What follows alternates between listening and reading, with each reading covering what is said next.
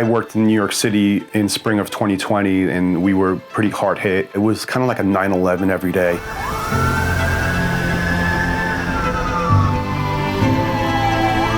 It was so bleak during that time, seeing the cries and screams of people, seeing the disparity that I'm the one working on the road, no one else is on the road, and I'm taking people to the hospital, and that may be the last time they're interacting with that family member or their loved one. It got to a point where I broke. You can freak out like in the ambulance, and then when we're inside, then we're like calm and collected because we have to reassure them that we're there to help them, and then that we know what we're doing. And even if like inside we're like, oh my God. When the pandemic hit, many people worked from home. That wasn't an opportunity that 911 EMS was afforded. They're the 3rd uniformed service. Their job is as dangerous as police and fire. They have been right up in the front lines taking care of very sick COVID patients, constantly exposed to infectious disease.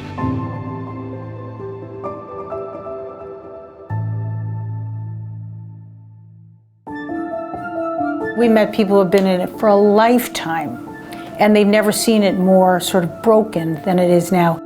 Many people assume incorrectly that EMS is considered this quote-unquote essential service. And unfortunately, in many of the legislative frameworks, EMS was just left out. One of the biggest challenges with EMS, the way that it is structured today, is the funding mechanism, the economic model. All across this country, EMS agencies can't recruit, retain, and staff ambulances to a point to ensure the public safety. One of the biggest disservices that I believe as a very high productive and financially sound country is when we can't take care of our own. I believe our rural areas are the alarm sounding. We want people to know that this is a crisis that they need to pay attention to. Particularly rural areas don't have the required EMS coverage. When someone calls 911, there's no assurance that they can get an ambulance. People always want to talk about the cost of responding to the call, whereas we should be talking about the cost of readiness to respond to the call.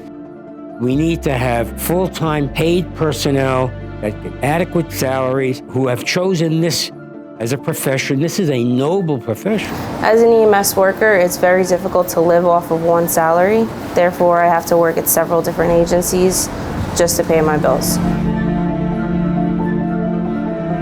EMS has not been considered and viewed as a required essential services for the what-ifs. And is that, as a society, something that we are willing to fund and pay for? That's where it starts. All we're doing with essential services is saying that this is a critical piece of public safety, much like fire and police, and that we want a bill to be able to make sure that this essential service gets funded appropriately and it can deliver the service that the public expects. It doesn't translate into money per se under state law to simply call something an essential service. We have to rebuild the EMS system from the ground up to create a system that has enough money to sustain itself